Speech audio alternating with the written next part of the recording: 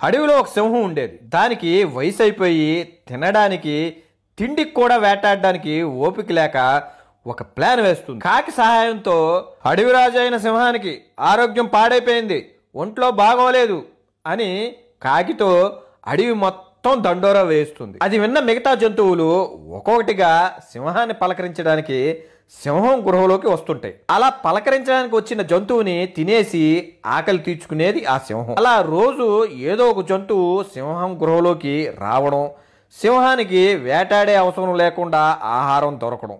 ఒకరోజు ఇలాగే సింహాన్ని పలకరించడానికి గుంటనక్క వస్తుంది.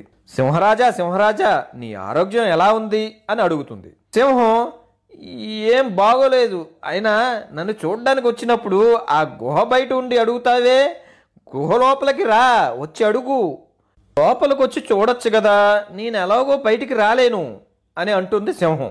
నక్క, పర్లేదు మహారాజా, మీరేమీ అనుకోవద్దు, మిమ్మల్ని పలకరించడానికి మీ గృహలోకి వచ్చిన జంతువుల అడుగుజాడలు ఉన్నాయి, కానీ తిరిగి వెళ్ళే అడుగుజాడలు లేవు, నన్ను క్షమించండి, నేను లోపలికి వస్తే నా చావును నేనే కోరుకున్నట్టే అని అక్కడి నుంచి వెళ్ళి అడవిలో ఉన్న మిగతా జంతువులన్నిటికీ ఈ విషయం చెప్పేస్తుంది. సింహం ఆహారం దొరక్క ఆ గృహలోనే చనిపోతుంది. తాడిని తన్నేవాడుంటే వాడి తల తన్నేవాడు ఉంటాడు.